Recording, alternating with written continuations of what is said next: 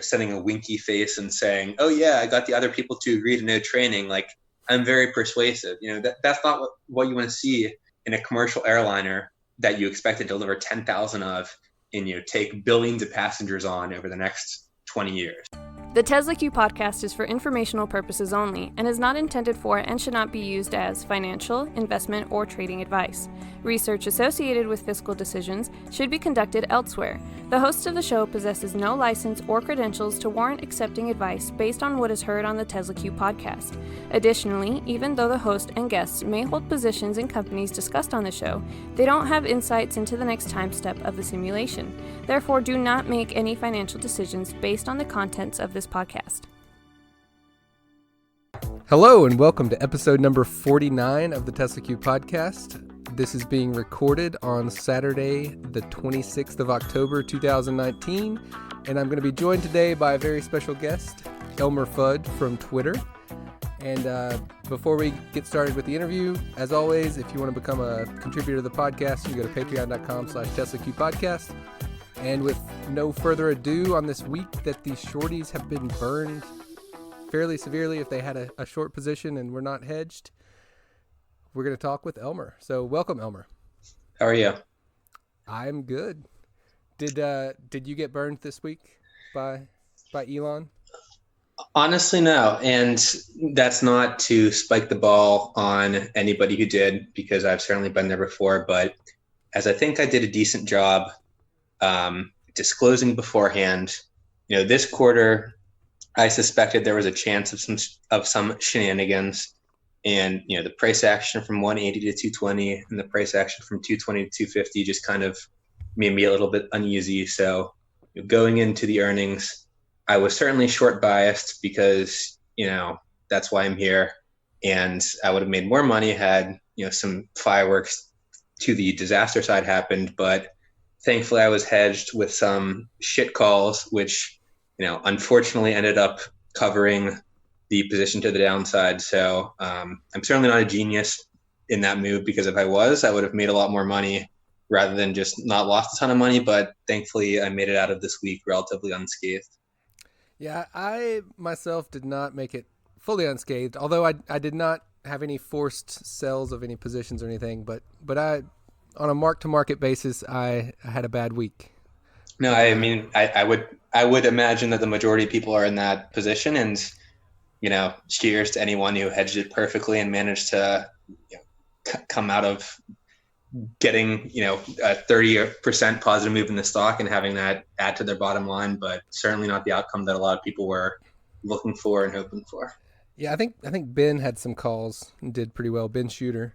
Yeah, a lot of I think sometimes I reference the New York guys here. I'm friends with a couple of younger people who I didn't pre-ask them to clear their names, so I'm not going to mention them, but I think a lot of people had on some what if Elon prints a great number type of hedge position, and those ended up at least covering the core position if they were core bearish. So congrats to the people that made it happen.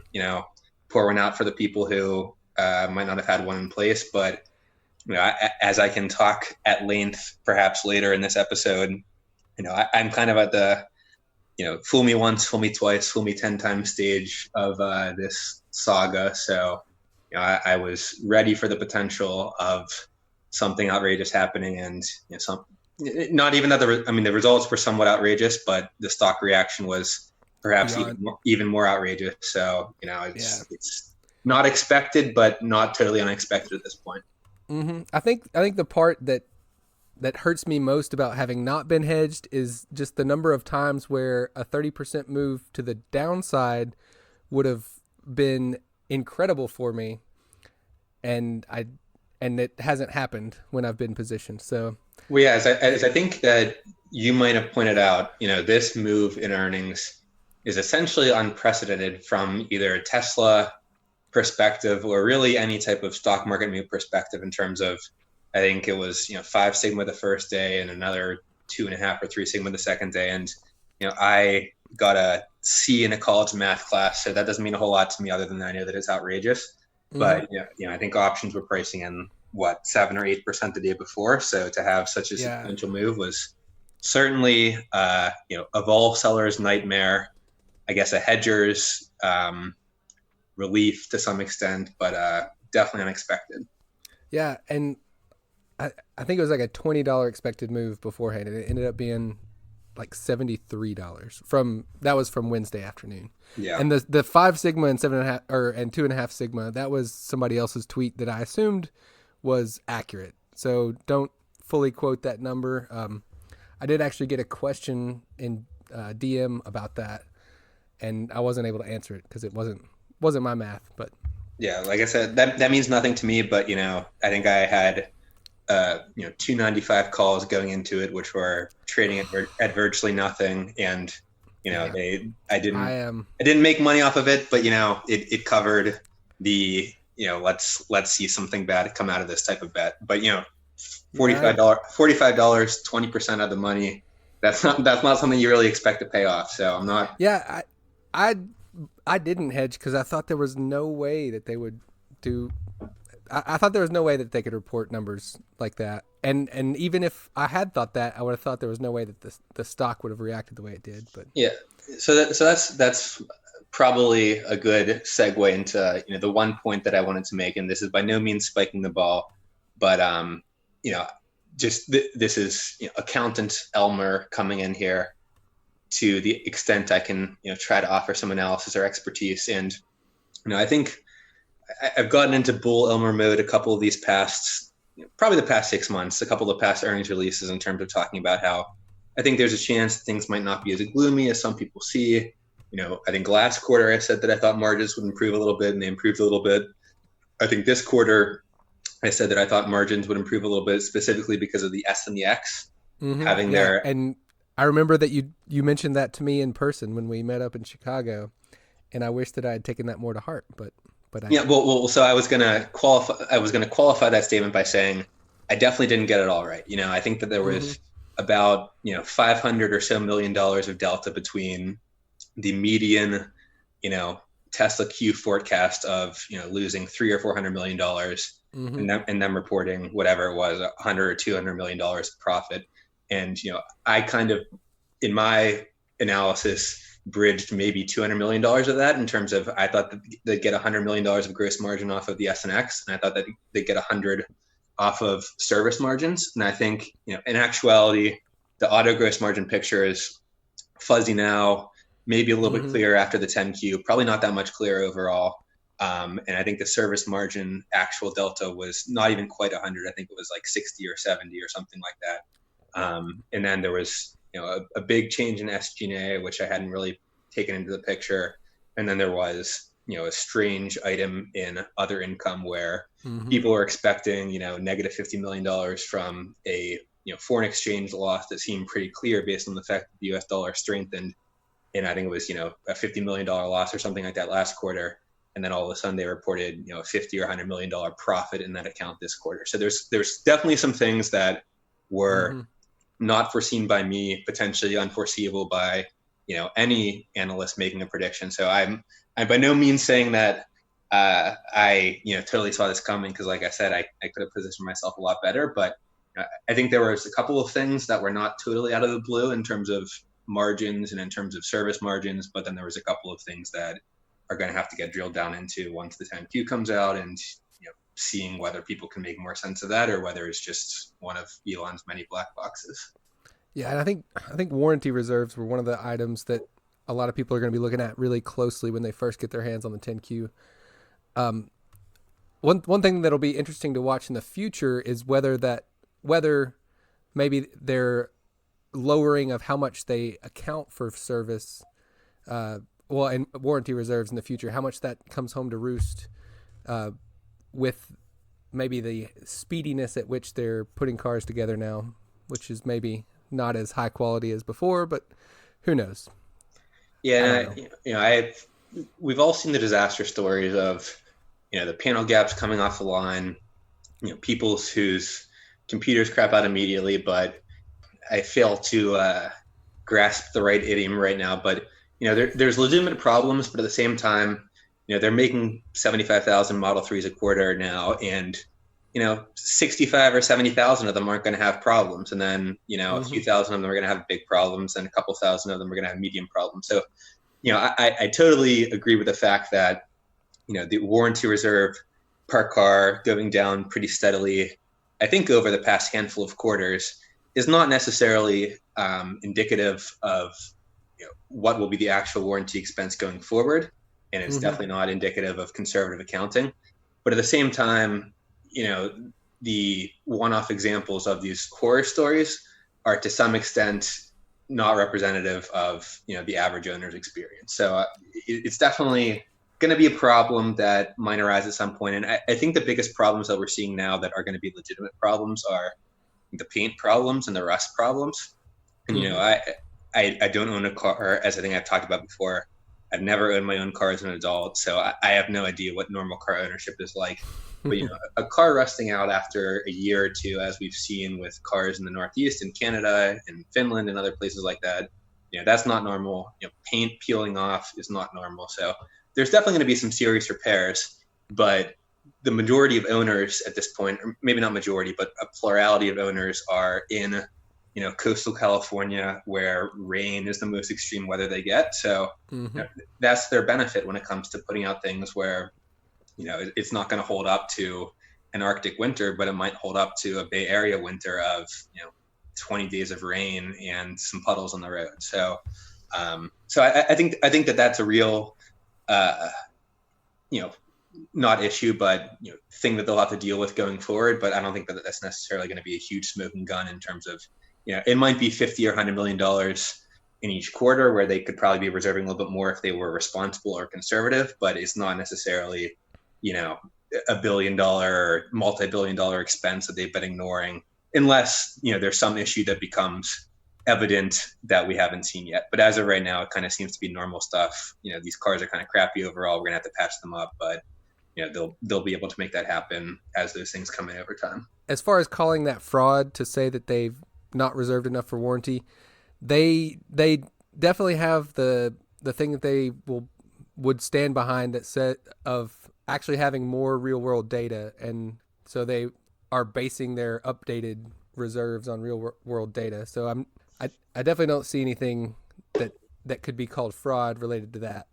So yeah, and that's just probably the most subjective accrual on any balance sheet, because I'm more familiar, so I don't want to talk too much about my background, but I'm more familiar with private company accounting.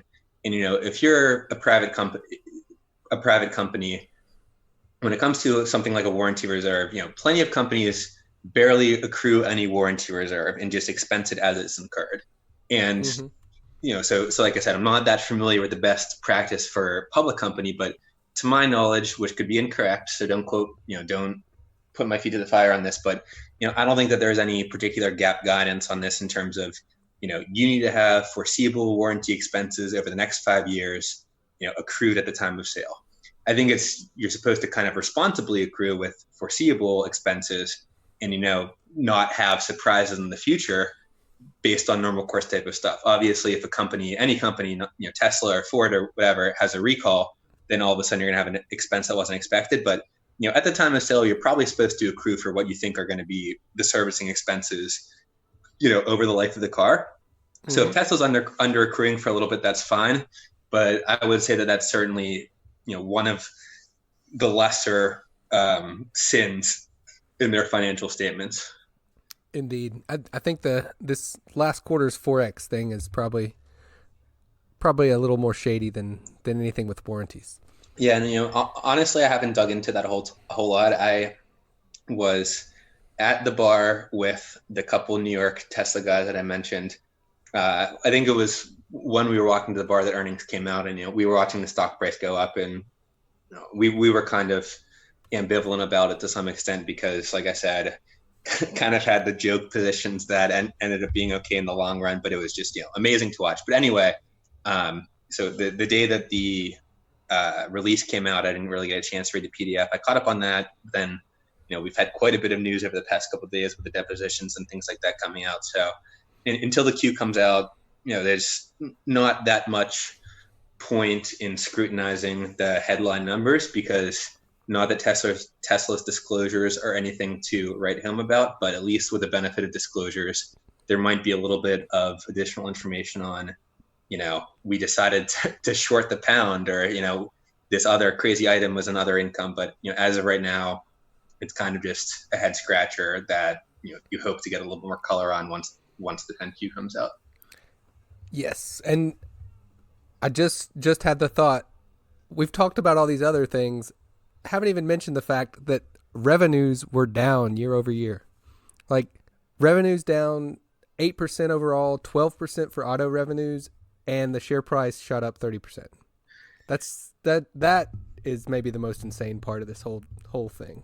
Yeah, no, so I, if I didn't, make a bigger stink about this, that's on me. Not that it would have mattered, and not that I'm any type of, person that deserves merit as to what they say. But so the overarching point is, I think it's important to, call yourself or call your buddies or whoever out on when you're wrong about something, just to say I'm wrong. And I think a lot of Tesla Q thought that would, that sort of break in the growth story in terms of declining revenue overall, declining auto revenue, that would be the nail in the coffin that would, re-rate the multiple or whatever the case was, or at least not result in what we saw this week. But, I never bought into that, not because I'm any type of genius, but, as I can discuss perhaps in detail later, I'm just at the point where, as long, I think that one of my best contributions,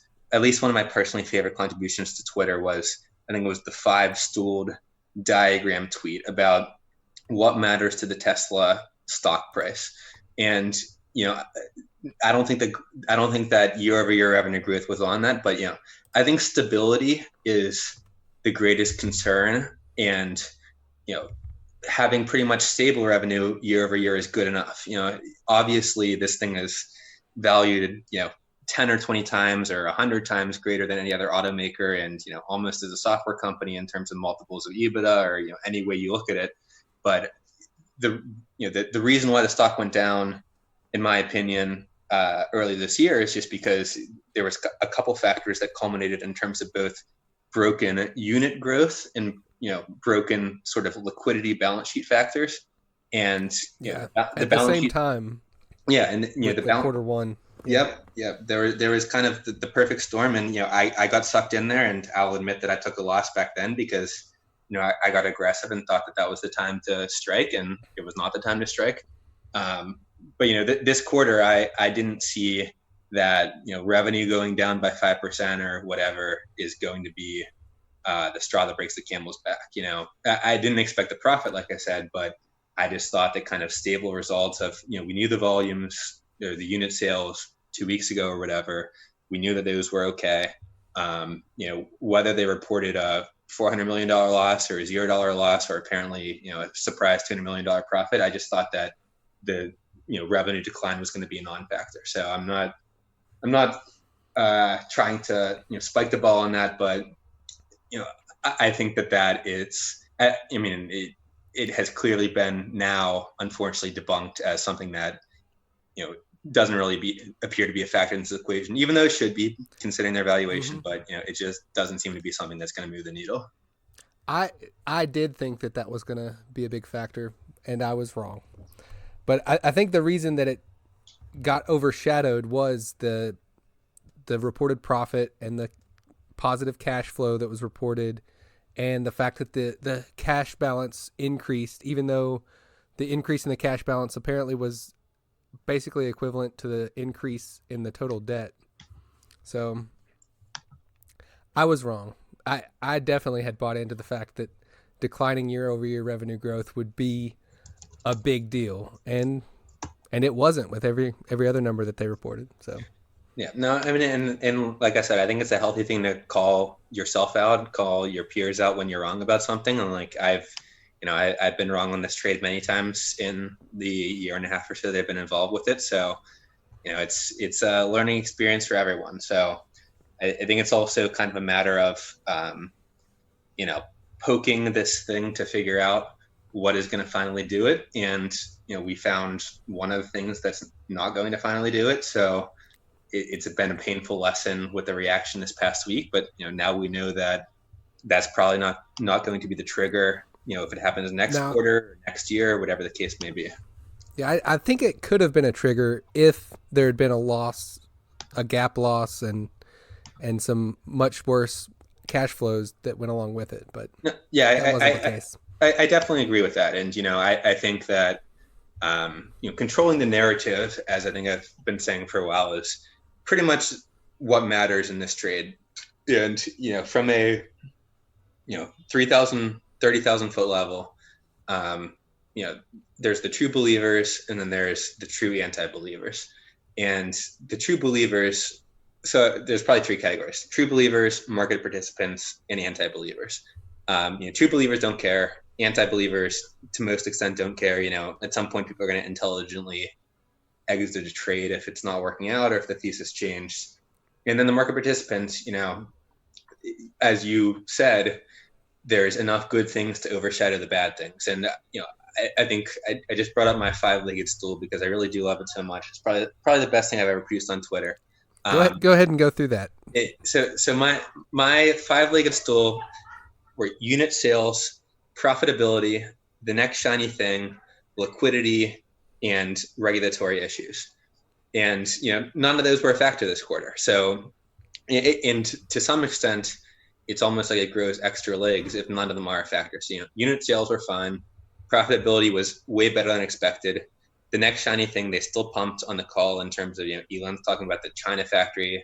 They had the Euro Gigafactory in there, even though there's no way that they need any more automaking capacity at this point. Mm-hmm. And, liquidity is fine. But, the one point that I'll, I guess, digress on or change a little bit here, the regulatory issues is, I don't necessarily expect fireworks next week, but the depositions that came out this weekend have definitely been quite damning and are great to see, a potential change in the narrative of this, blue skies of the past week in terms of, this whole solar city acquisition.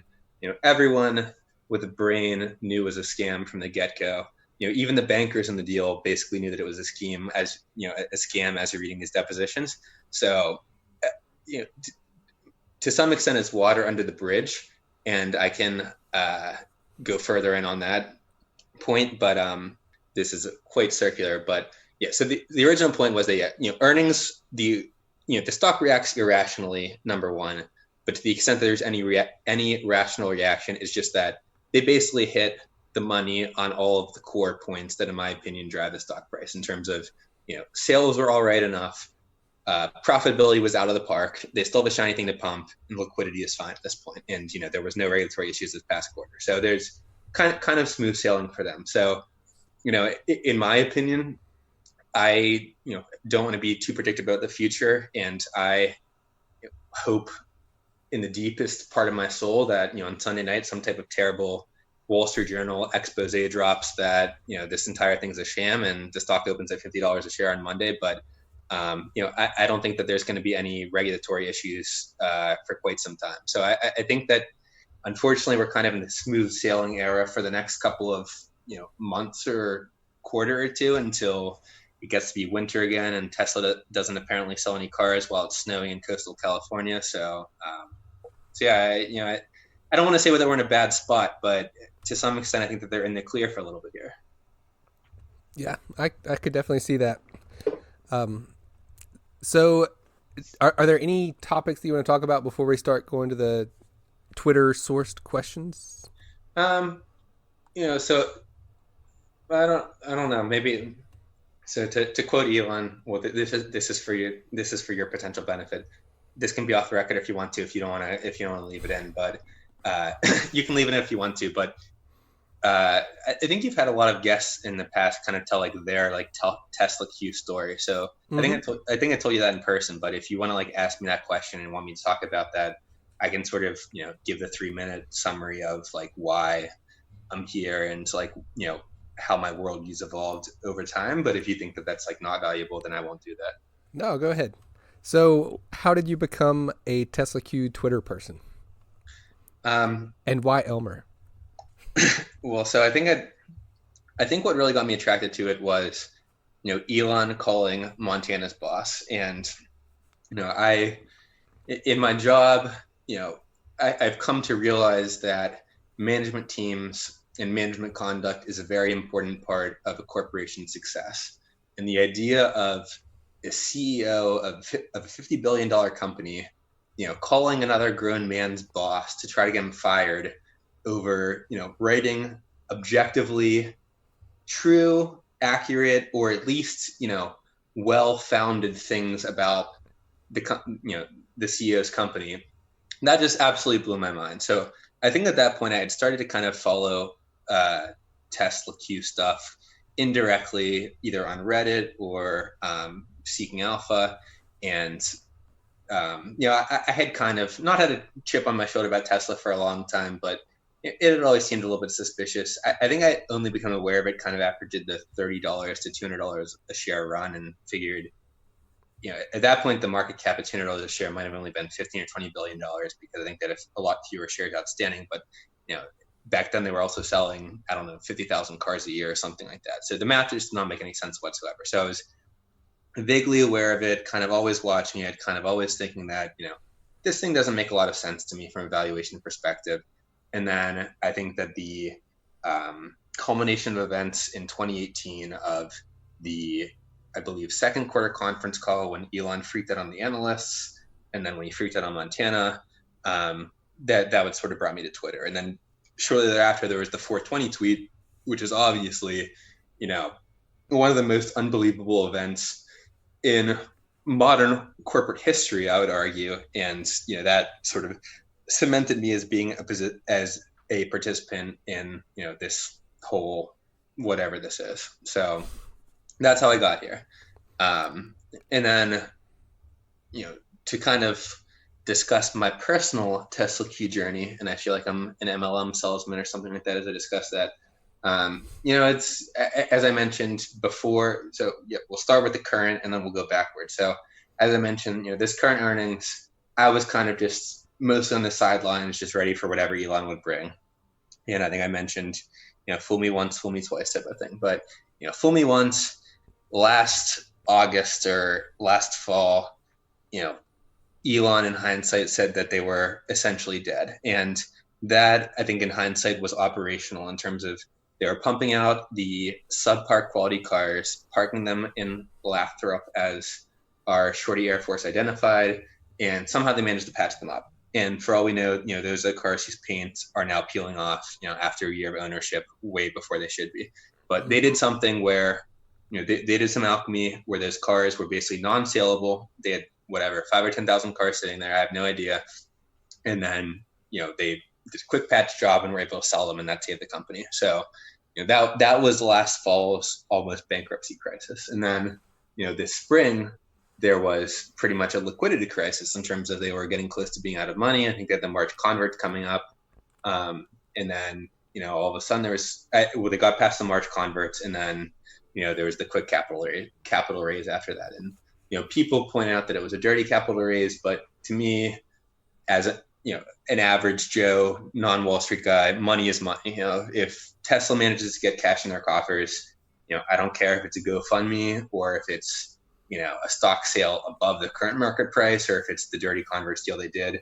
As long as they're able to raise money, that's not the position that, as a short, I want them to be in. So that was kind of the fool me once, shame on you, fool me twice, shame on me type of thing. In terms of, after that, I kind of stepped away.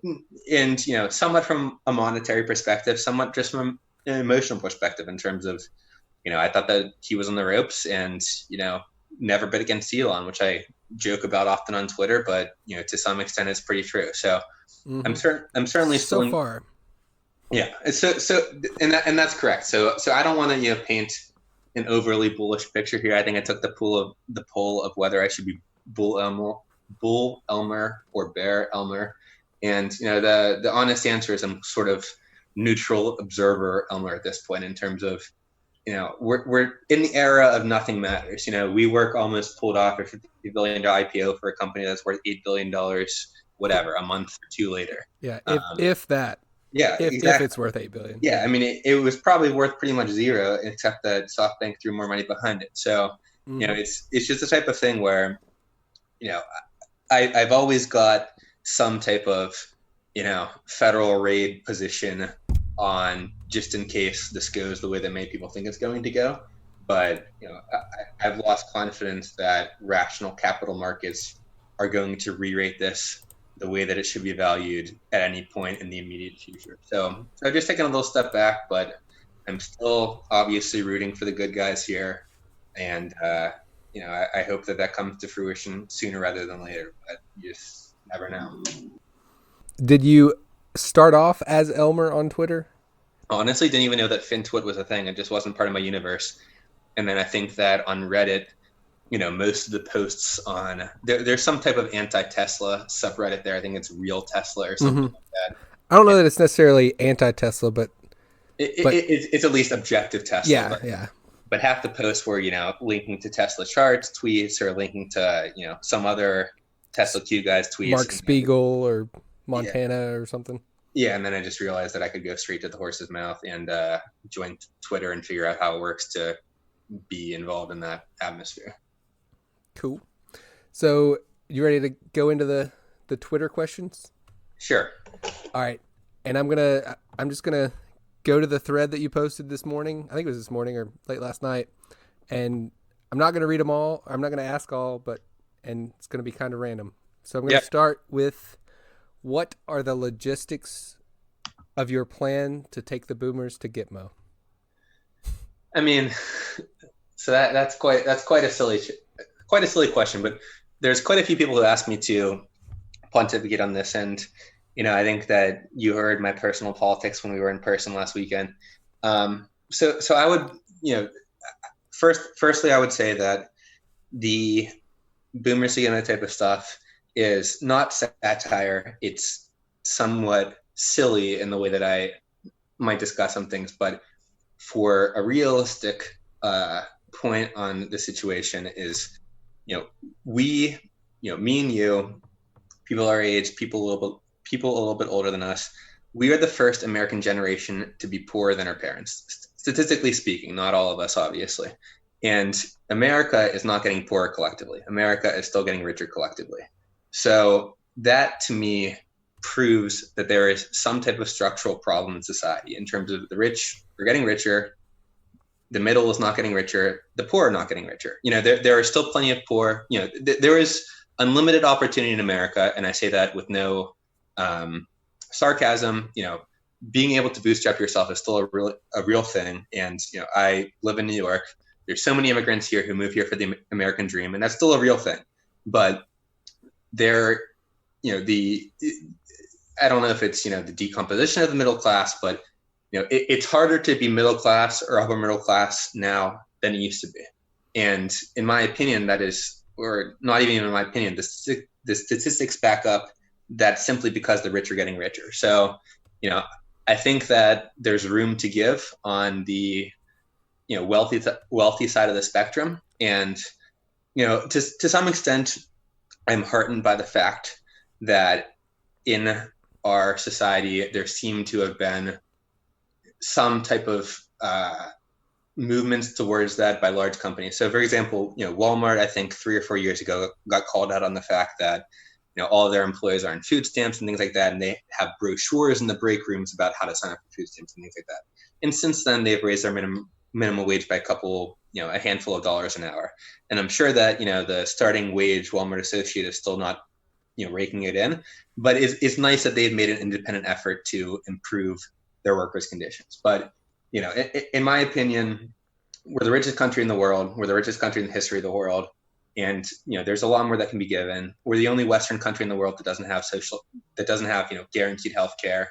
There's people in our country that die by not being able to access health care appropriately, whether that means not being able to afford medicines, not being able to afford regular care, not being able to afford a surgery or something like that. So I just think that there's an opportunity to make our country better in that type of way. So I was discussing this with somebody earlier today, and I don't necessarily expect people to buy into that worldview, but it's a worldview that I bought into, and I think it's a relatively reasonable one. But I know that there's people out there, including a lot of pretty smart people in the anti-Tesla community, and they feel differently. So it is what it is, but that's sort of the, my lens through which I look at the world at this point. Gotcha. Next question that I'm going to ask is, what is your process for selecting memes? And I'll add to that, do you make some memes, or do you just find them all? What's like the ratio for the memes when you ask Elon to do meme review? Well, so those are mostly from Instagram accounts, and my biggest regret, not my biggest regret, but one of my regrets in my position in Tesla Q is that I sort of reveal the secret sauce of, looking at this part of the financial statements every quarter, or looking at this part of the message board. So in order for me to continue adding value to the community, I got to keep my meme sources somewhat secret, but I don't make too many of them myself, but I harvest them from various areas. Okay. Yeah, you don't want to give up the secret sauce.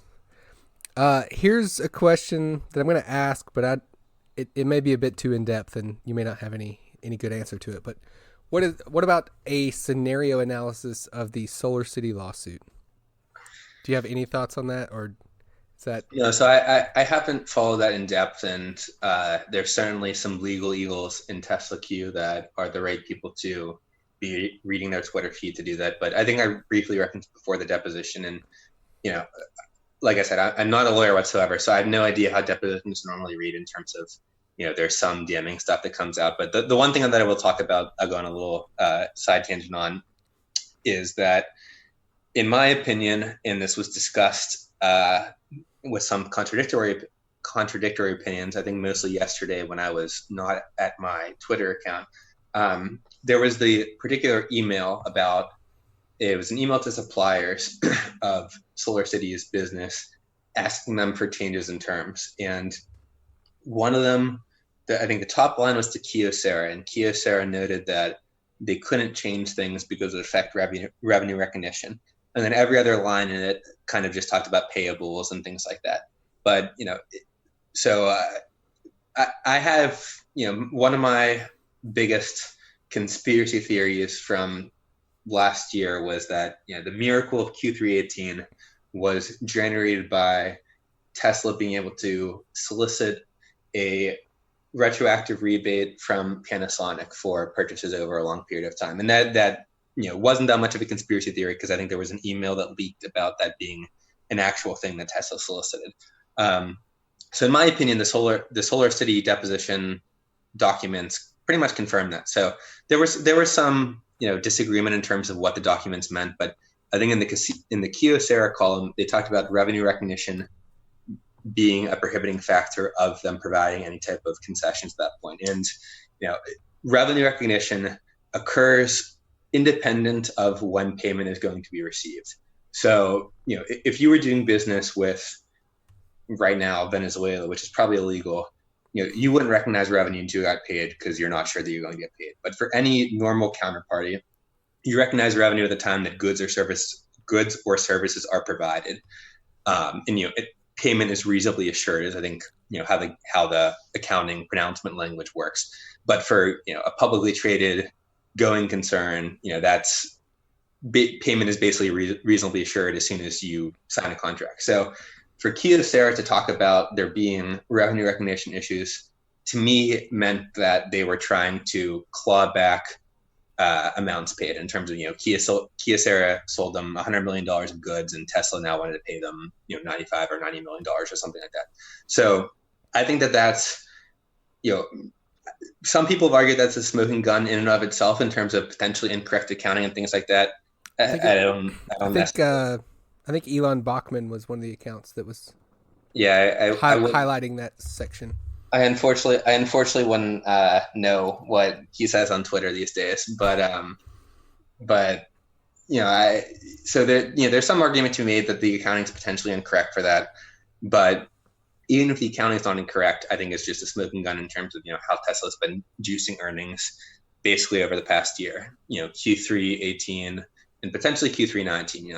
I think that there's probably less of that this quarter, but there might be some of it, as I think I mentioned earlier, in the other income, unexpected earnings. But that existing in the past certainly shows how Elon does business. And honestly, for the libertarian bros out there, hat tip to Elon. He's ruthless. Like if he can go out there and get retroactive rebates, $100 million, $200 million back from suppliers after they've already provided it, great for him. Not great for the short position, but if you're going to be that alpha and able to make that happen, then his shareholders should applaud that, and that's what he's been apparently able to do. And on that whole discussion of revenue recognition, revenue of all the line items on financial statements, revenue is probably the most difficult to game. Like it's one of the most true lines, most absolute lines on a financial statement. And I will point out that for quarter 3 of 2019, the Tesla Q estimates for revenue were basically spot on. Like, yeah, pretty much nailed it. So, yep. Yeah, and the I would say that the biggest X factor in the top line that is impossible to know because it's Elon being Elon is the potential of fleet sales. There's people who do a very good job of tracking. Sales in Europe are almost an exact science at this point. Mm-hmm. I think sales in the U.S. are pretty close to being, we have good proxies for them. I think sales in China are the one market that matters. That's still a black box. Mm-hmm. So, to some extent, there seems to have been a little bit of goosing of sales of, the research came in to say high 80s, and then, the numbers came in at mid to high 90s.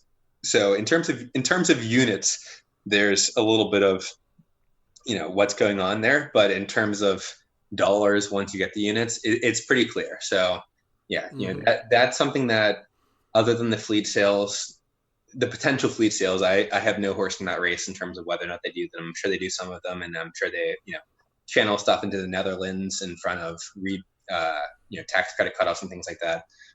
But every publicly traded company channels stuff, so that's not even unique to Tesla. But to get back to your original point, revenue is pretty discernible if you have a couple context clues. But the costs were clearly what were a surprise this quarter, and a surprise to me as well. I'm not speaking from any authoritative position of I completely know it. I might have been slightly closer on the cost side of things, but definitely not where things should go. Mm-hmm. All right. Next question. Are there any ways that you think this whole Tesla saga will change the accounting profession after it's all over? I would probably say no at this point, but you never know if it's going to blow up in a complete accounting fraud in terms of, they've been selling 10,000 fake cars a quarter or something like that. But I don't believe that to be true. In terms of the games that we expect them to be playing, in terms of, booking a supplier rebate that might be, just conjured up at the end of one quarter, I don't think any of those things are so egregious to take down the accounting profession. But what I will say is that, growing up in the Midwest, you hear frequently, if you don't have something nice to say, don't say something at all. So I'm not gonna, go on a personal rant against Elon right now. But there's clearly been elements of, by the book securities industry fraud in this saga in terms of, primarily the 420 takeover, mm-hmm. secondarily the Solar City acquisition, and then there's probably some tertiary things beyond that. So what I will say is that, to some extent, if there has been some provable fraud at Tesla, if there is even more fraud underneath the surface, I would hope that it crumbles rather than survives, because 10 years from now, there's going to be two outcomes. It's either, over the next 2 or 3 or 4 years, Tesla kind of, not phase into obscurity, but has some challenges and, has to restructure or something like that. But then, survives as a company, survives as a brand, survives as America's premier electric car manufacturer, and that's all good. And then the other side of that equation is whether, there's no loss taken by Tesla shareholders and Elon. And I don't, unless they figure out autonomous, there's not going to be any exponential gain either. But eventually there's going to be the same type of book written about there was at Elon at PayPal, where I think it was his brother or his cousin who said, I think there was a quote in there about how there was a capital raise coming, and Elon basically bluffed people into raising money and trying to drum up demand for it when they were really all out of money. That actually might have been very early. Sorry, not PayPal. You're gonna have to leave some stuff in here. I'm gonna have to restart my speech here. So it was actually going back to the original start of the Tesla story, if I'm correct. It was when I think the Model S was rolling out and they were short on orders and they needed to raise some debt, and Elon had an idea to just drum up support in terms of kind of making either the private equity or venture guys just kind of smell some blood in the water, and he made the demand seem in excess of what it was, when in reality there was nothing behind the surface. And then he successfully raised debt, and then they sold a lot of cars that quarter, and the company went on to be great. So the two sides of the coin are, either Elon was this guy who dreamt too big, flew too close to the sun, cut too many corners, personally got cut down, but still built this great company, or Elon took every opportunity he had to position his company as well as possible, whether it was legal or illegal, whether he was committing fraud, whether he was, operating lawfully. But at the end, he created this great company, so it was all worth it. And that second course of action will be harmful to not even the capital markets, but just society as a whole. Because, I think there's kids now who look up to Elon, and there's nothing wrong with that. The bro lands rockets. Like he's an impressive figure in a lot of ways, but sometimes those people need to be taken down a notch in terms of everyone's human, and he's done horrible things personally to people that I now know, and he's also just done bad things in terms of corporate governance and accounting and things like that. So I hope that they don't get out scot-free. I hope that there's some sort of check on the fact that they've operated fly by night for the past 5 years in terms of cutting every corner and just doing what they could do to kind of keep things going. And I think even there's a quote in the deposition of Elon saying, like, it's a surprise that we're still here, or something to that effect. Even he just knows that they're pushing so hard and that this thing could collapse at any moment. And so I'm not going to say I respect Elon, but I respect the aspect of him that he just has such inertia behind him and has people behind him that also have the same inertia, that he does whatever is necessary to just keep going and keep going. And, whether it's breaking laws, whether it's slandering people, whether it's, painting cars in a tent, whether it's whatever, he just makes it happen. So, to some extent, I think for a lesson for society, I would like him to be taken down a peg, but if that doesn't happen, it doesn't happen. And, as we talked about, we're in the era of not a whole lot matters. So if the SEC at this point clearly cares about jobs and capital more than it cares about the rule of law. So, he's in a favorable environment to pulling this off. And, if he does, not more credit to him. I still think that's a bad thing overall, but it's the type of thing where it's almost a toss up at this point. And, I'm not privy to any knowledge about what's going on proceedings or things like that. So I hope that you publish this on Monday, and on Tuesday, he's in jail for the most ridiculous thing in the entire world. But, reading the tea leaves as a civilian, I just have little faith that there's going to be anything that is going to, put this fire out anytime soon. Gotcha. All right. Now for a silly question. What is your beverage of choice when you go skiing? Well, it depends on where I'm going skiing. So if I'm in Colorado, it's obviously Coors Banquet. If I'm in Whistler, it's Koniki. And there's only 2 places I really go skiing. I don't really go skiing in the Northeast. So meet up with a couple bros last time I was in Colorado, and this time around I'll be sure to not miss them. So, but skiing, having a beer at 10,000 feet is a different experience. So I look forward to a few more of those this winter, hopefully. What was the second one you said? It's a British Columbian beer. It's one that I haven't heard of. It's pretty rare. It's a nice boutique shit beer. Koniki, Kokanee Glacier beer from Columbia Brewery, and it's rated 66% on Beer Advocate. I think it's a pretty poor rating overall, but that's what I'm all about. So maybe they use glacier water as the water for it, I guess. That's the only water that exists in British Columbia. I forgot to mention my other favorite beer. Actually, it's called Cold Snacks, and in the town of Breckenridge, that's the cheapest beer that exists. So I think they're made in Montana. So shout out to Montana, shout out to the state of Montana, and that's absolutely my favorite beer. But I looked at getting some imported into New York, and it was like a $50 shipping charge for 12 beers or something like that. So that's absolutely not happening. But wow. That's probably my drink of choice when I'm skiing. Another question: how are you able to be on Twitter all the time and have a full-time job and a wife and read all these articles and trade and analyze statements and on and on and on, ... So I'd like to think that I'm like my boy Jim Cramer and that I just get to do a lot of different things at the same time. That's going to leave that question at. Did he unblock you on Twitter?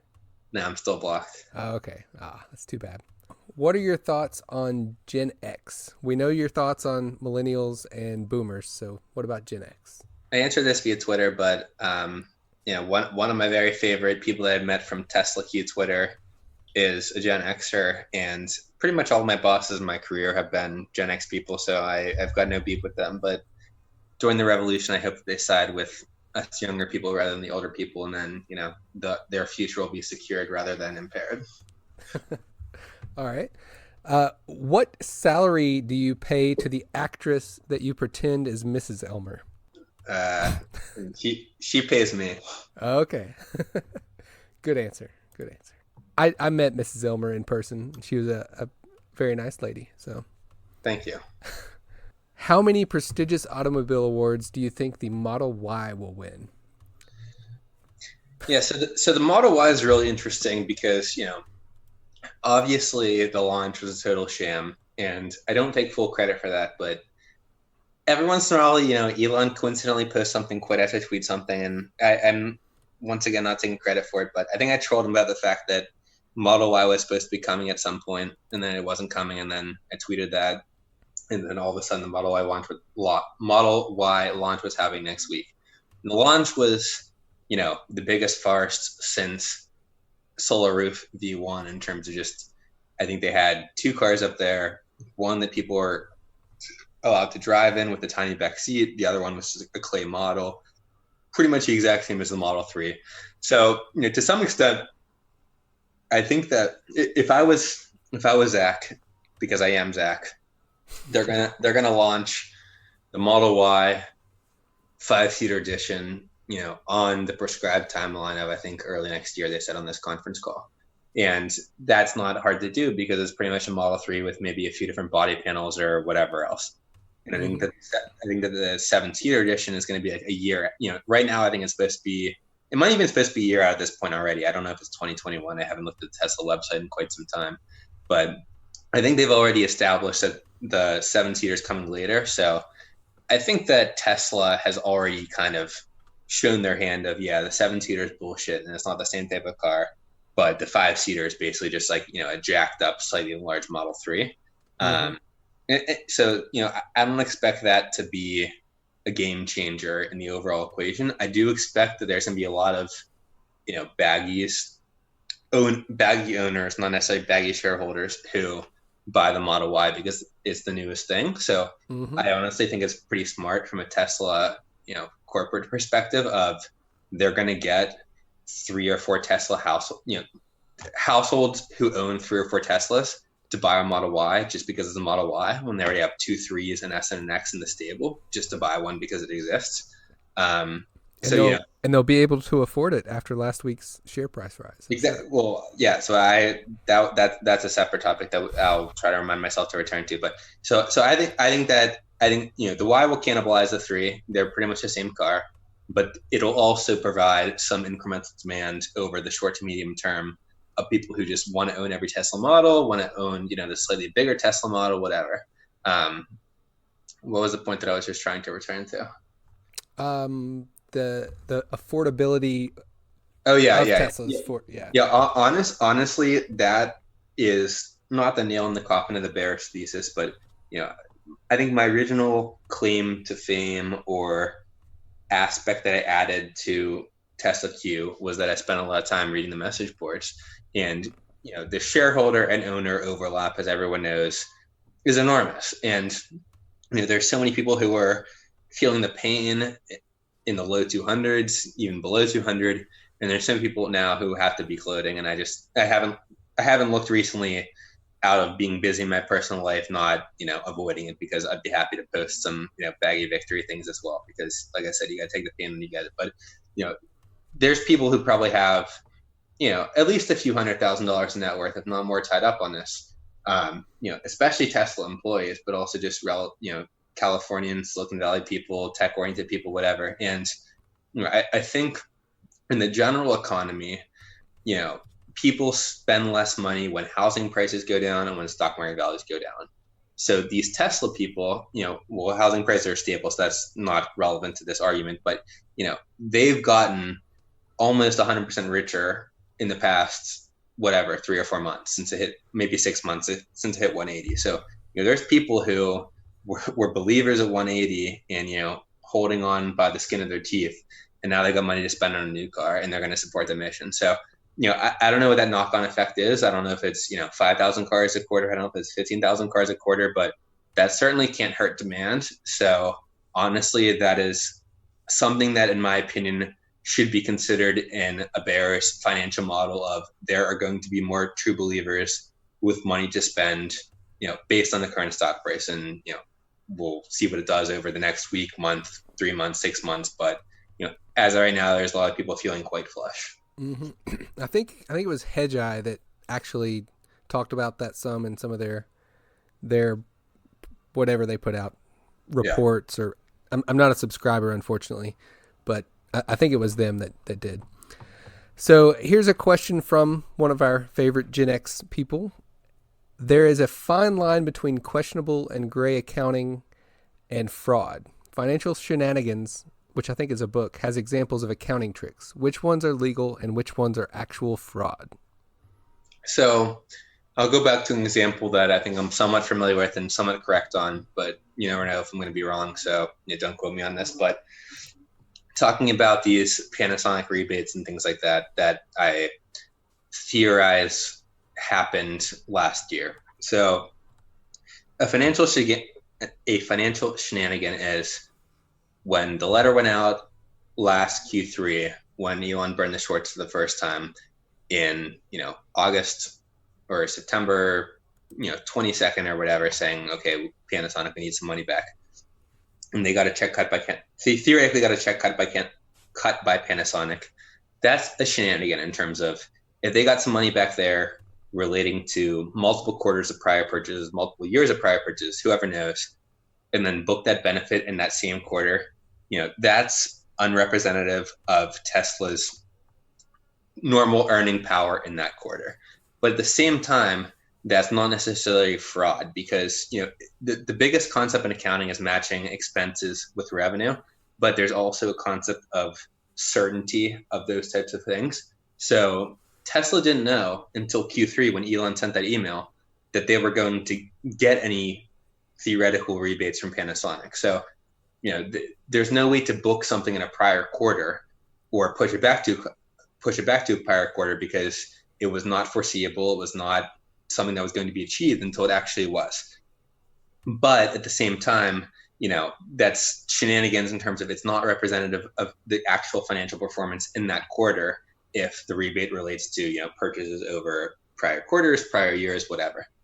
Where it goes into fraud is if, and this is just not even saying that they did this, but just theoretically, if they on the last day of the quarter said, hey, I think we can shortchange Panasonic by $200 million. We spend billions of dollars with them a year. They're just going to bend over and take it. Let's book this reduction to cost of goods sold and a credit on the other side. Let's just do that on our own. Like that's where it becomes fraud. If you have a arm's length agreement, then that's a fine arrangement, and whether it's debatably out of period is the gray area. where it becomes fraud is if you're kind of making those decisions on your own. So, there's few things that are night and day fraud, and most of it is that gray area, and it's just a matter of that Tesla has such awful corporate governance. And I think that in the depositions that came out this week, there was some type of quote. I don't know if it was Elon, I don't know if it was one of his lieutenants, but they asked about disclosures, and I think that the counsel who was questioning him asked, shouldn't this be disclosed? And the answerer said, no, our attorney said that didn't need to be disclosed. They're clearly doing the bare minimum in terms of disclosures. Like, I think that my claim to fame in Tesla Q was pointing out that the AR disclosure in Q318 was completely abnormal. So I think the normal companies say that, we had one customer that accounted for 21% of our accounts receivable. Tesla's disclosure said we had one counterparty that accounted for more than 10% of our accounts receivables. And it's just, I've looked at literally thousands of audits at this point in my life, and I had never seen that language in any point in my entire life. So Tesla's disclosures are totally inadequate, totally the bare minimum. Whether that's, the gray area or fraudulent, that's going to be a question for either the history books or, trial a couple of years from now. So I think I digress pretty far in there, getting in some weeds on accounting, but accounting can get quite creative, and that's not the way that it should be, but that's kind of the way it is. So it provides opportunity for companies to sort of be able to not change things, but report what they want to report to some extent. Mm-hmm. All right, another question. Do you think that arbitrarily defined, quote, generations are a good framework to consider policy, culture, etc., or are you just trolling? I think we mostly covered this before, but it's not the arbitrarily defined generations. It's more just, the relatively young in America versus the relatively old in America. So it's also the relatively rich in America versus the relatively poor in America. And I wouldn't say I'm relatively rich, but I wouldn't say I'm relatively poor. I'm speaking as a proponent of people who are not necessarily exactly in my situation. So no, I mean, B2G is kind of oversimplification, but we live in the world of hashtags and virality and things like that. So that's just a way to kind of encapsulate the feeling in a succinct way. Gotcha. All right, back to your character of Elmer. Do you prefer duck season or rabbit season? I've never eaten either, actually. So, so neither? Yeah, neither. All right. When are you coming to the West Coast to see what you've been missing? Pretty soon. So I've been blessed to meet a lot of the Tesla Q community, which probably isn't primarily based in New York, but there's plenty of people here in New York. I met a few people from the West Coast who have spent some time here. But when I go out there, there's certainly some more people to meet. So I've got a couple of real life friends out there, and I'll be making my way out there eventually. But like I said, believe it or not, I do have a real job, and I've got other ski trips and things like that to plan around. So I'll make it out there eventually. All right. And I guess the next part will maybe be a whole segment, but I haven't asked any questions yet about Boeing or Cashtag BA.D. I'm back. All right, we had to take a little break there after talking for a little more than an hour. During the break, I am just now noticing a new couple of tweets from Tesla Charts, and it looks like, based on the timing, that the Model 3 acceleration, the acceleration of the development of the Model 3 may have been related to Kimball Musk having a margin call in February of 2016. So something interesting to keep in mind. So no, I'm looking for, so, like I said, I look forward to any sort of doom situation. And I think there's been so much damning evidence that has come out of this. And I personally haven't read the deposition documents yet myself because I've been busy this weekend, but I plan to read all of it because I enjoy pretending to know what I'm doing when I'm reading those types of things. But it's obviously a family enterprise in terms of running it to benefit the Musks and the Reeves. And, Mm-hmm. That's just, it's, I wouldn't say it's absolutely not par for the course, but, it's now very out in the open that it's been a family enterprise in terms of Mm-hmm.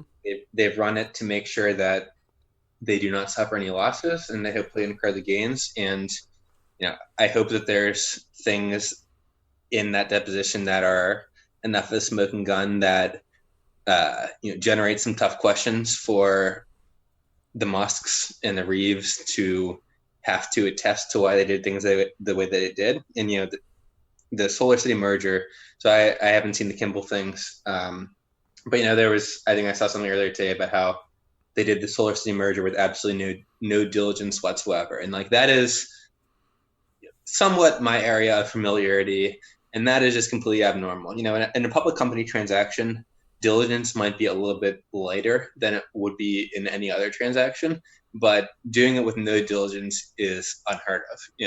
And that just speaks to the fact that it was a family bailout, which everyone has known for years, Mm-hmm. but hasn't mattered so far. So, I dream that matters going forward. I wouldn't make a financial bet on it mattering going forward, but it's nice that these documents are public so that the dirty laundry gets aired and, people are at least able to point it out the way that this happened. But like I said, I'm unfortunate now of the belief that the inertia behind the success is more important than the shortcuts, the, illegal things, the sketchy things, whatever that took to get them there. But, who knows whether there's something that is too much to handle. So, I appreciate the work that the hardworking members of Tesla Q are doing to reveal the problematic aspects of that transaction and, everything that's come out during this deposition. And, one day maybe it'll all matter. And I hope that day is sooner rather than later. So, cheers to the bros doing hard work, and, reckoning day and stuff mattering could not come soon enough. Mm-hmm. And during the break, I was thinking about the episode, and I think for this one we're not going to do any bonus content. We'll just release it all as a normal episode. So with that, the topic that I think a lot of people were wanting to hear more about is Boeing and how you became the de facto leader of the BA.D, Cashtag BA.D side of Twitter, which ultimately spawned what I've attempted to help perpetuate as a new hashtag scheme to show when you think that a company is likely to be valued at a lower share price in the future than it is currently, but don't think that it's going to go bankrupt. So rather than adding a Q, add the .D, which you and Ted Stein and maybe one or two other people I think helped start that. So yeah, I think that. So I tried to figure out a Cashtag because not out of self-fame, not out of any type of notoriety, but it's really that the BA Cashtag itself is just all chartists and day traders and things like that tagging 50 symbols in a tweet and talking about trades for tomorrow or whatever. So that, like, I took for granted how robust the Tesla Q information sphere was, and there's truly been nothing like it, at least in my personal experience of Tesla Q having all these people generating insights from all types of different angles, whether it be legal, accounting, operational.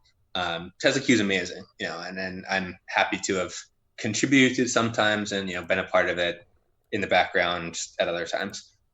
So Boeing didn't have that. So my interest in Boeing started out really just after the second crash, maybe a little bit after the first crash, but really after the second crash. Just there's got to be something wrong with this. And then drilling deeper into it, it's just an indictment of really, to get a little bit communist again, late stage capitalism and corporate culture in America in 2019 of they did everything wrong to take shortcuts to build this plane. Basically, for the uninitiated, Airbus came out with the Neo, which strapped on some larger engines, probably in, I guess, 2015 or 2016 or something like that. They unveiled it at an air show. Is that the A320 or 330? I think it's mostly the 320. But so the Airbus plane has taller landing gear. So Airbus was able to basically strap on these new engines and not have any significant change to the planes, and they were good to go. And I think that there was an air show, and they won a ton of orders from, I don't know if it was American or some sort of big carrier, and Boeing all of a sudden shit their pants, pardon my French. But, so after that, Boeing at that time, from what I understand, was working on what's called the NMA. I think it's the new model aircraft. That might not be the right acronym, but Boeing was kind of working on a true replacement for the 737 at that point. But Airbus had gotten, hundreds of orders for this new plane that kind of came out of nowhere, and Boeing was like, okay, we need to scramble. So they pretty much jerry-rigged bigger engines onto the 737, which is a 50-year-old airplane. There's computers. The sensor suite in that airplane is pretty much, completely inadequate. The computing power in that airplane is inadequate, but it's all to adhere to the original, not necessarily the original, but in place certification standards. So it's basically the equivalent to some extent of buying a 1970s car that doesn't have airbags, that doesn't have traffic awareness, anything like that. So Boeing reacted to this force in the commercial marketplace and got this plane out to market as quickly as possible. And as they were getting out to market, there were plenty of red flags raised by the engineering staff in terms of, first it was that it had different flying characteristics because of the bigger engines. And to do that, to deal with that, they invented the MCAS, which I think is maneuvering characteristics. I don't know, probably avionics system. I should probably know that if I'm the co-chairman of BA.D. But anyway, the MCAS isn't something that's required to keep the plane in the sky, but rather it is to make the plane fly identically, theoretically, to the old 737s, so that it could be certified under the prior certification certificate. So, the whole premise of the MAX was that if you get it certified under the other certificate, you don't require any additional pilot training. Southwest had a clause in their purchase agreement that if simulator training was required, they would discount their airplanes by like $1 million each. So it was basically, what can we do to make this plane on paper be the same as the past one? And the reality is obviously that it's not the same. And the two crashes that happened are a true shame. The first one, was theoretically preventable via different design and marketing and deployment of the plane. The second one, in my opinion, is blood absolutely on Boeing and the FAA's hands, and that's shared. And I wouldn't be surprised if the FAA takes the fall instead of Boeing based on a current societal climate. But so after the first crash, Boeing and the FAA knew that the MCAS was a problem. And they got together and said that we think in the next 10 months, I believe is the correct evaluation. And, if this is wrong, I'll revise it in a tweet later. But Boeing and the FAA said that within the next 10 months, there will be another serious issue with the MCAS. And what do you know? 5 months later, there's another serious issue, and a plane killed another 150 people. And that to me is, the bottom of corporate culture, saving a dollar for the benefit of the shareholders. And the most amazing thing to me, which I think I've harped on a million times on Twitter, so probably anyone who follows me has seen this, is that after the second crash, Boeing CEO called up Donald Trump, who's his buddy, and apparently said, let's keep this plane flying. I think that China was the first to ground it. I think that the Europeans grounded it after that.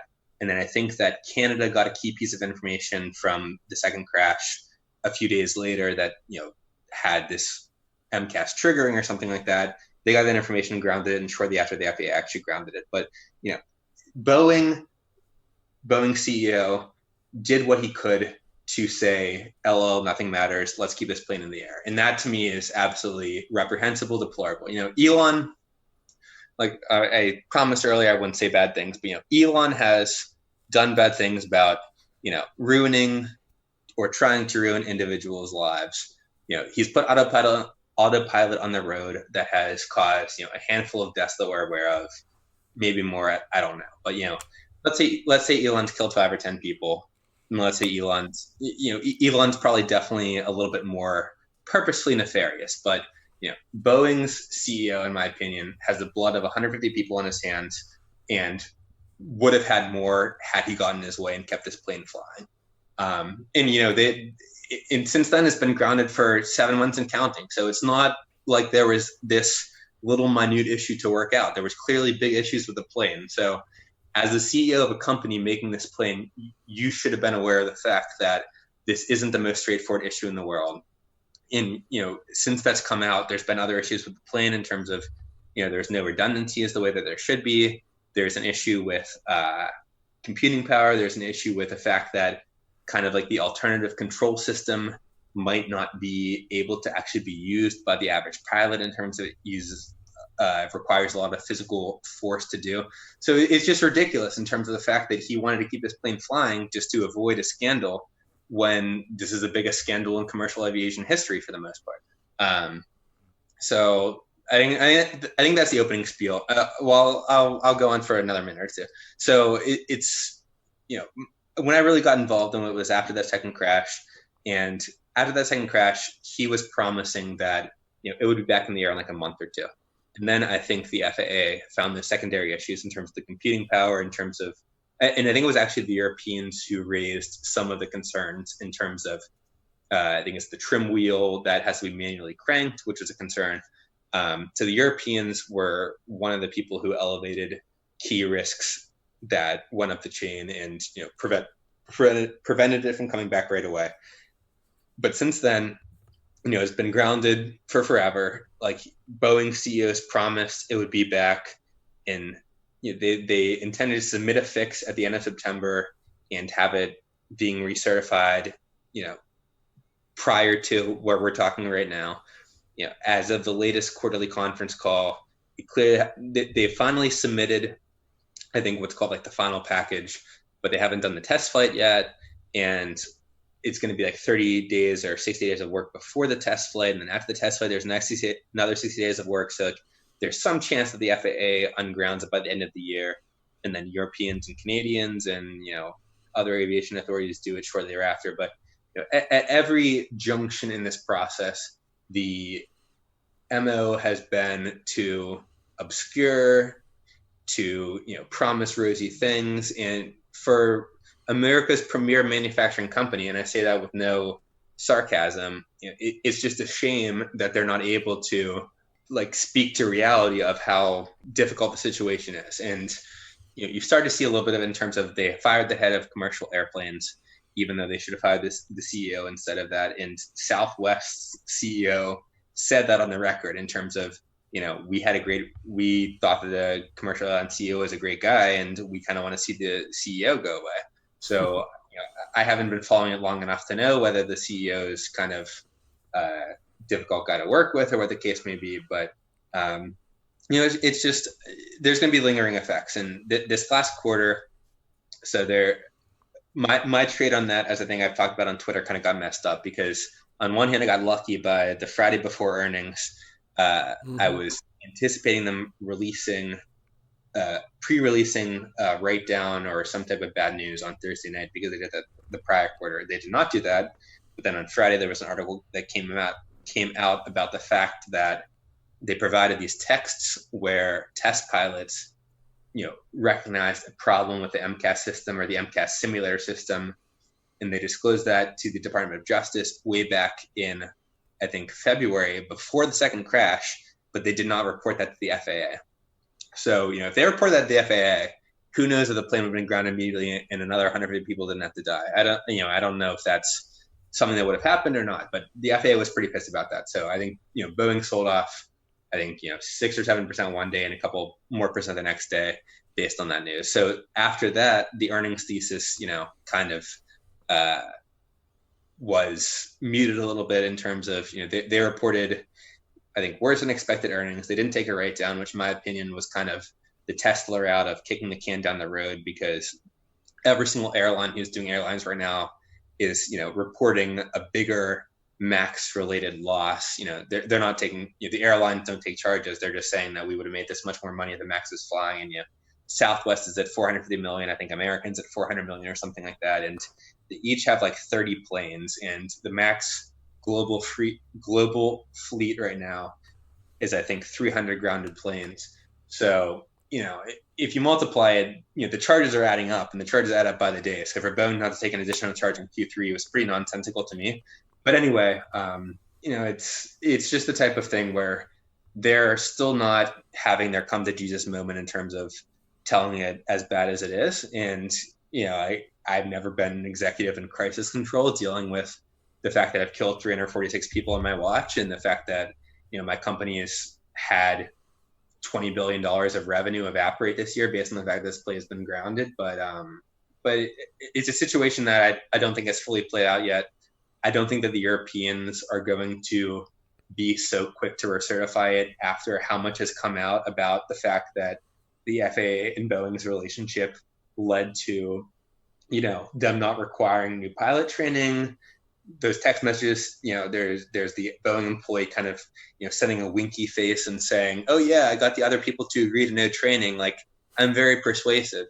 That's not what you want to see in a commercial airliner that you expect to deliver 10,000 of, and take billions of passengers on over the next 20 years. So I don't think it's over yet. It's just kind of, it's a moral crusade as much as it's a trade. And it's been a decent trade overall. I think theoretically, if you plain shorted on the first time that I brought it up with a little memo that's in my pin tweet, I think Boeing was around 360 back then. I think it's 340 today. So you haven't lost money. You might have made a little bit of money. There's been some ups and downs, but I think the real trade would be to short Boeing and along the S&P 500 over the next 5 years. And I think Boeing's going to do worse than them, because they're cutting Dreamliner production because of these financial difficulties, and because of just not enough Dreamliner backlog. The 777X has been delayed because of engine problems, but they've got no real silver lining at this point, other than the fact that it'll eventually get ungrounded and the stock will pop $30 that day, and that's fine. But they're a company that's still valued at something probably like 15 or 20 times normalized earnings, at the point where we're potentially entering a downward cycle of air cargo traffic is down. We've had almost a dozen European discount airline bankruptcies at this point. So it's not a good time for being an airplane salesperson. And there's huge backlogs for Boeing and Airbus, but when each time an airline goes bankrupt, that's another couple dozen planes to go back to the marketplace and get leased and get put out to somewhere else. So it's to some extent it's an ethical trade. To some extent, it's a macro trade. To some extent, it's a valuation trade, which, short sellers way smarter, way more experienced than me say never touch that. But, it's the type of thing where it's event driven. I think there's some meat on the bone. And if I'm wrong, that's fine. But it's been an interesting intellectual pursuit to be able to wade into the waters other than the ones that Elon Musk swims in. And to some extent, there's a little more rationality. To some extent, there's equivalent irrationality, but it's been a good journey. And if I'm going to shout out some people for the first time, like you said, Ted Stein has done some work with me on this. I think there's CVC Research, who has also helped a lot with research. I think there's I'm going to mispronounce it, Almington Capital or something like that. But there's it's nice. Almington Capitals. But it's not the Tesla Q network, which is a shame, because the Tesla Q network is amazing in terms of getting every aspect of the situation covered by a subject matter expert and knowing everything that's going on. Is kind of starting from the ground floor and trying to figure out how we figure out these things. But it's been an interesting journey. It's been an intellectual exercise, and I'm not a professional trader or stock market analyst, so it's kind of been a personal, from scratch exercise for me. So, no regrets so far, and we'll see where this goes. And I think the next 3 or 6 months are going to clarify the trade in terms of whether the max is further delayed, whether we start to get some big cancellations. Southwest, for the first time in its history, is now exploring buying an airplane other than a Boeing 737, and they've been around for 50 years now. Their board is now formally exploring that for the first time, and we're going to get Ryanair's earnings, I think, next week or maybe the week thereafter. And last earnings call, 3 months prior to this grounding, once again I'm going to swear because it's a direct quote, but Ryanair CEO said that Boeing needs to get their shit together, and they haven't got their shit together yet. There's some clarity in the path to certification in the US. There's not that much clarity into the path of certification in the EU, which is what matters for Ryan. So, I expect that he has some strong words, and I expect that on both sides of the aisle, probably there will be more diversification. There was a Bloomberg article that I think I posted today about how budget airlines more typically have a one manufacturer fleet versus most mainline carriers have, kind of 50-50 aspect. So there's a few people that are all Boeing. Southwest, Ryan are all Boeing. I think there's another smaller one. There's a few that are all Airbus. I think it's like Vietjet and a couple of international carriers. But I think the lesson learned for all parties is probably going to be to diversify, which I guess would be a zero-sum game. But Boeing is going to be in the hot seat for quite some time. In my opinion, the 737 MAX is going to be a zero-margin product over its life cycle because of the concessions that they're going to have to offer to customers to maintain orders and to win future orders, especially in the context of the lightening airline market that I addressed before. So it's just a type of thing where, I think their all-time high was 440, but that was kind of on a crazy spike. If you talk about the real all-time high being like 380 outside of that spike, they're 20% off their all-time high with what's supposed to be their bread and butter product that's responsible for like a third of revenue and profit, still grounded after 7 months. They're going to have to pay further concessions on you. They booked $9 billion of charges so far. The main aviation analysts estimate that it's going to be at least $18 billion when all is said and done. They still have another $10 billion charges to book, pretty much. And then the long-term picture, just how are you going to have confidence in Boeing going forward when you learn how shoddily they decided to launch this product? So this has been like a 10-minute tirade at this point. So I'll cut it off. And then if you have any more targeted questions, I can return to them. But, it's not Tesla. Boeing's not going to zero. That's where I should wrap up. So not meant to be a competing trade. Boeing is not going to zero. They have, commercial aviation is like 60% of their business. The 737 is like half of that business, or 40% of that business. But they have a defense business, and the U.S. government will never let Boeing just wither away to nothing. They have a space business. They have an aircraft service business. They're going to be fine. So it's not a matter of they're going to go to zero. They're not going to be restructured. But it's a matter of the fact that they were in $120 stock, 4 or 5 years ago, and the whole market's run up a little bit. But if the MAX is a zero margin product or a low margin product over its entire lifetime, and if they're now cutting 787 production, and if the 777 is problematic, and if they aren't able to introduce a replacement for the 757 and 767, which would be the NMA, which they keep just kind of kicking down the road, there's just no real positive forward-looking aspect of this. So it's kind of, to some extent, waiting for the entire market to turn type of trade, because, as we've discussed, nothing matters in any respect. But, Boeing is not the company that it appeared to be a year ago before this first crash. So, that's the thesis. And it's also just really hoping that people get their comeuppance and are held responsible for their bad actions, and, hope that companies,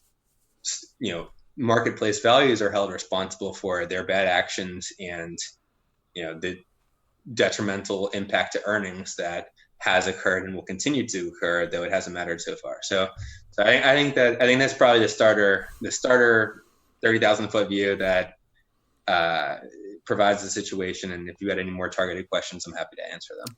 I think that's a pretty good summary. Just a few things that I'll add.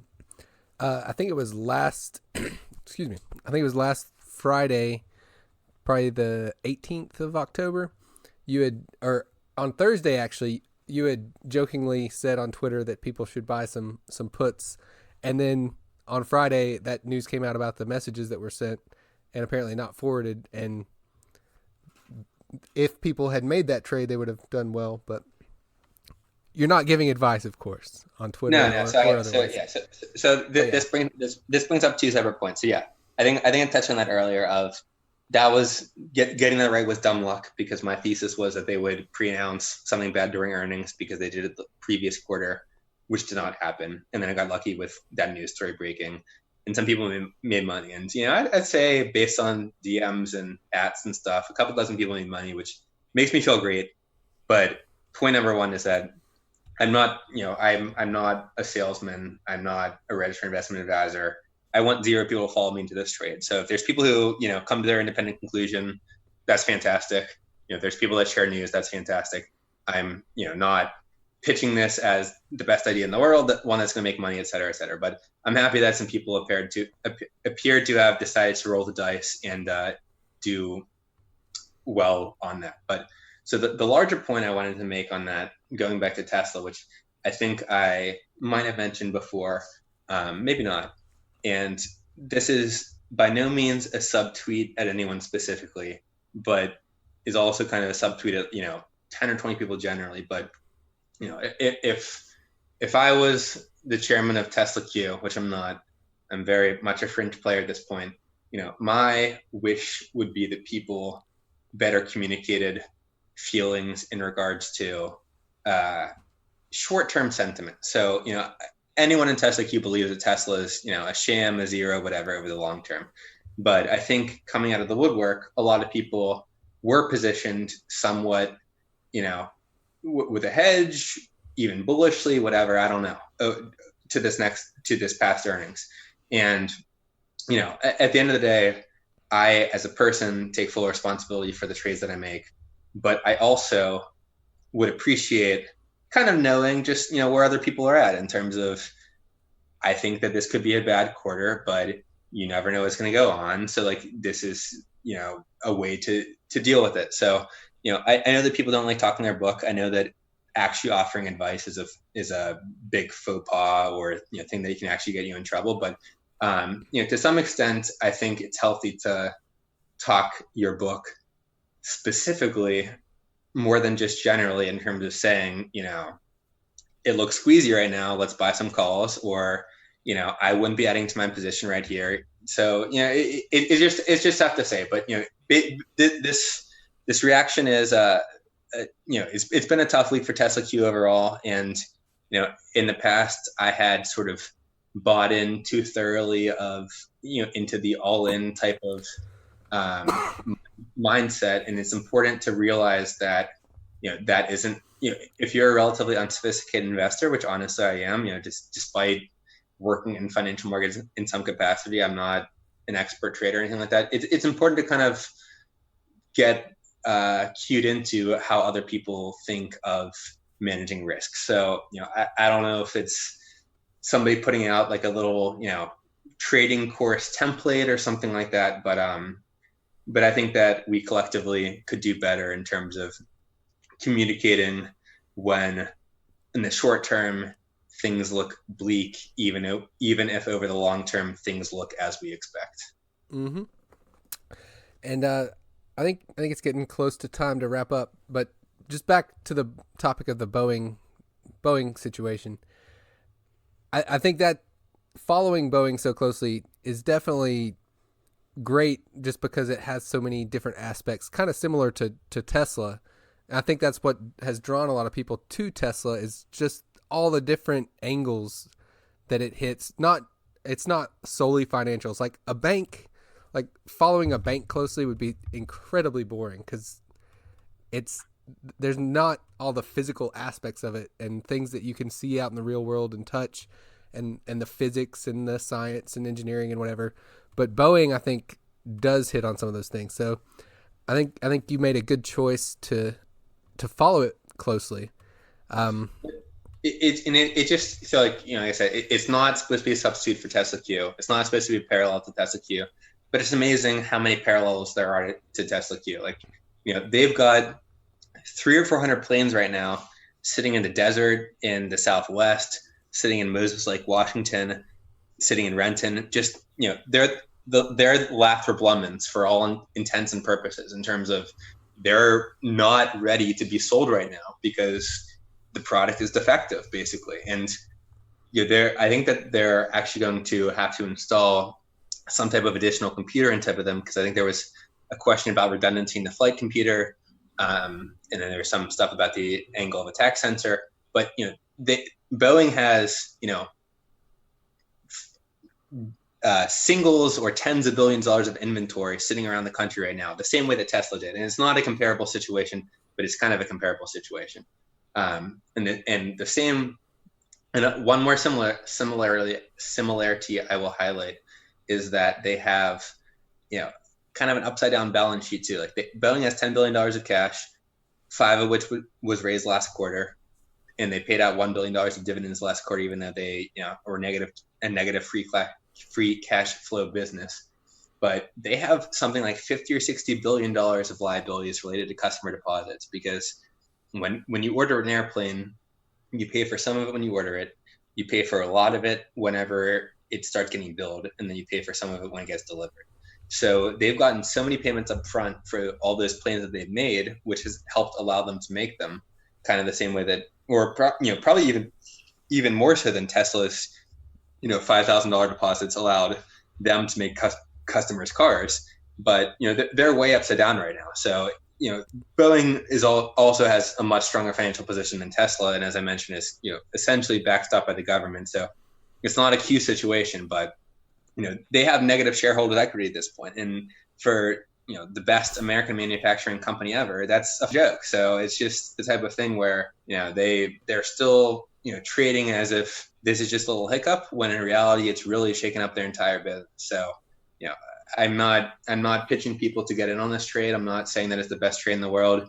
There's a lot easier shorts out there, probably, in terms of happy to see my bros eating off of Netflix or Roku or PCG or anything there is. So it's like I said, for me, it's as much a moral crusade, an examination of American capitalism gone wrong, or just an American business that lost its way, as much of it is a trade, even though I think it can be a trade too. So I think it's just a fascinating story, and Tesla, one day there will be many, many books written about it, case studies written about it, whether it fails or succeeds. Boeing will survive this part of its history, and be a company for the next 100 years until we die. But there will be things written about it too, just examining the design, launch, marketing of this product, how they dealt with this crisis, how they could have dealt with it better, and eventually what happens afterwards. So it's just been fascinating to follow, and it's been an intellectual pursuit that has been a good distraction from the crazy shit in the Elon world. Mm-hmm. And I think the lasting thing in the FinTwit world is going to be the .d cashtag nomenclature that we're going to perpetuate. And I'm all about that, and I think I took a poll on that, and it was the community that determined that was the right way to go with it. So I can't even claim credit for that, but it's nice to have some place to connect news with people who are like-minded, rather than either mindless longs or just the FinTwit spam accounts that put 20 cash tags on a tweet or whatever. So. Mm-hmm. So it's a good, if that's actually something that catches on, that's good. Yep. And I will do my part to see that it catches on, and I will try to credit you whether you want the credit or not. So let me, I know you got to wrap up, but let me ask you a question. So other than Tesla, what's your favorite pet trade, if you don't mind me asking? My favorite pet trade? I don't know if I have one right now. Recently, just within the past few months, I've started to outright short shares rather than just buying puts. So some of my favorite shorts since I've done that have been Netflix. Took a little Boeing position a couple weeks ago. It's very small now.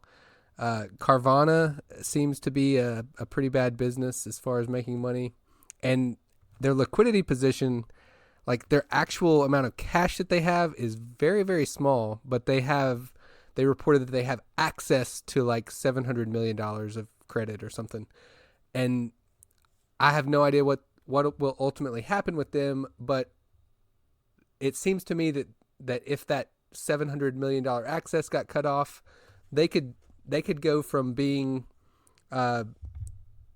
able to operate to not being able to operate very, very quickly. So Carvana's one, and that has been sourced through the Tesla Q community. On the long side,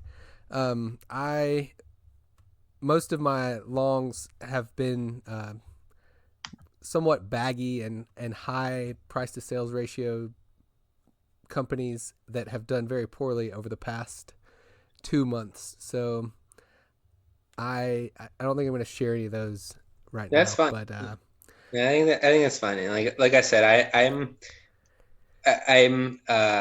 all about talking one's book for better or worse, but I also respect the fact that some things need to be kept close to the cuff. So I'm not gonna put your feet on the burner. But yeah, no, I've seen similar stuff on Carvana. I've pretty much devoted all my mental energy to the Boeing thing at this point, just out of curiosity, bordering on obsession at this point. So I've kind of only got one horse in this race.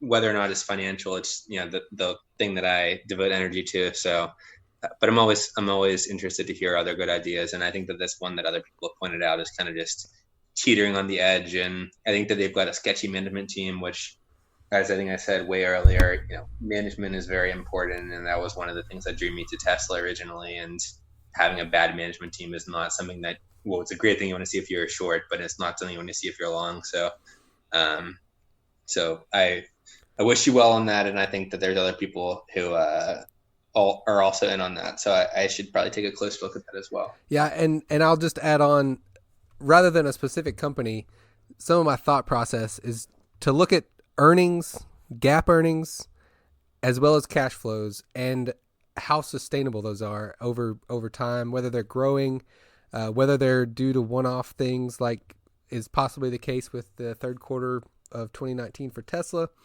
But that's kind of what I like to look at. And I like to look at the net cash position of a company, if they have more cash than debt on their balance sheet. That's a good thing. And there are some companies where that's very much reversed. Like you just mentioned, Boeing has like 10 billion of cash and 60 billion of liabilities. Tesla has like 13 billion of debt, and they reported 5.4 billion of cash. So they're kind of backwards in that regard as well. And sometimes being backwards in that regard makes total sense and doesn't reflect on the business itself. So any other reverse interview questions you want to give me before we wrap this thing up? I'm trying to think about that. So who are you trying to get next on the podcast? Let's see if we can make this happen.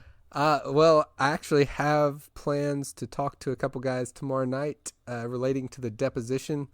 So hopefully that will work out. And then besides that, I have 3 other potential interviews that I'm working on. See if the timing can work out on those as well. But I'm not going to say who they are, but they would all 3 be pretty good interviews, I think.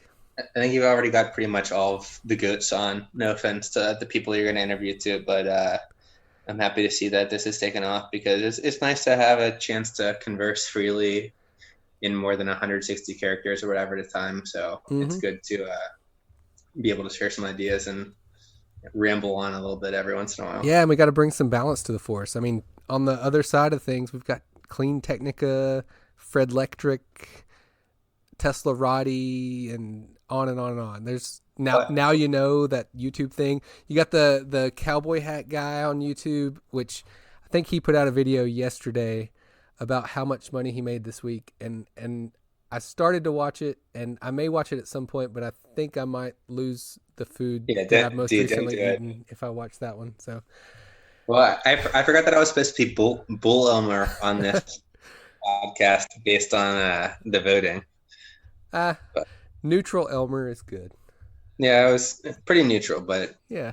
On that, well, I'll go as long as you want to go, but I'll give a closing statement on that in terms of, I welcome any quick end to this, and to some extent, there's a million things that could end this tomorrow, but to some extent, I'm a believer that the inertia and the political will keep this thing going as long as possible. So, at this point, once again, not trading advice, but unfortunately, now that we're back up to 330, it's a much safer place to get bearish again.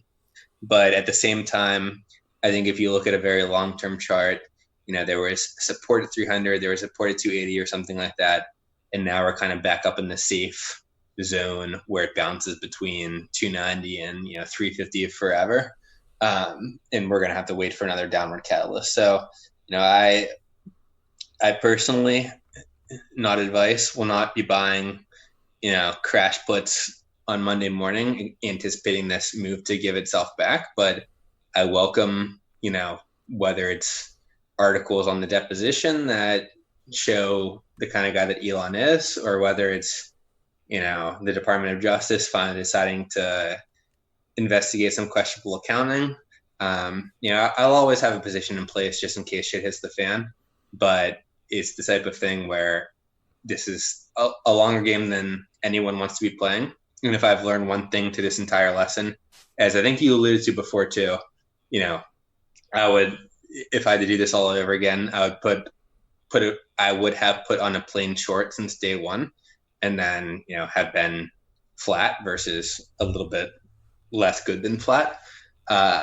But it's lessons learned, and it's the friends made in the process, and now you kind of know what's going on. And I think that a year and a half of watching Elon, watching the company, you just get wise to the tricks, and you just expect them to some extent. So I think that we'll get another 3 or 6 months of tricks. I think that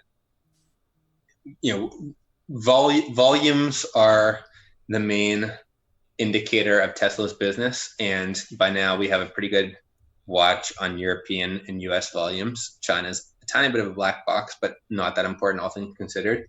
So, by November, mid-December, we'll kind of know how this quarter's going. And I think if volumes are decent, then I think it's another quarter you got to be pretty cautious. I think if volumes are coming in pretty light, never discount the 10K fleet sell in the quarter. But, that's when things might be weakening up a little bit. So, I look forward to competition. I look forward to the story weakening a little bit, but I think, in my opinion, now is probably not the time to press, just because Elon's in the Elon zone right now, and you gotta, to some extent, respect that for what he can do. So, so good luck to all.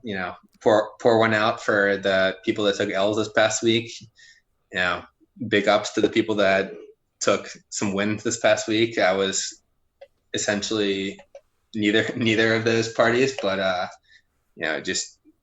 think trade carefully is something that gets tossed on Twitter, but I think it's worth saying in person or over microphone, not in person. But lasting until the end of this is more important than being a hero in the meantime. So I look forward to sticking around and observing and helping to forward this story for quite a long time, but I think it might be quite a long time unless anything dramatic happens anytime soon. Mm-hmm. I agree, and we now have that downside gap to look forward to, or I think we mostly analyzed by. I think we filled the upside gap to like 3. I think that the gap upside might be till 340 or something. Mm-hmm. So so we may have to fill that, but then we have the 255 to 300 or thereabouts. Yeah, that'll be beautiful at some point in the future. Mm-hmm. I think it will be. Well, Elmer, thanks for joining. This has been episode number 49 of the Tesla Q podcast, unless it's 49 and 50 if I split it into 2, which I don't think I'll do. But I appreciate everybody listening, and if you want to be a contributor, go to patreon.com/TeslaQ podcast and become a contributor.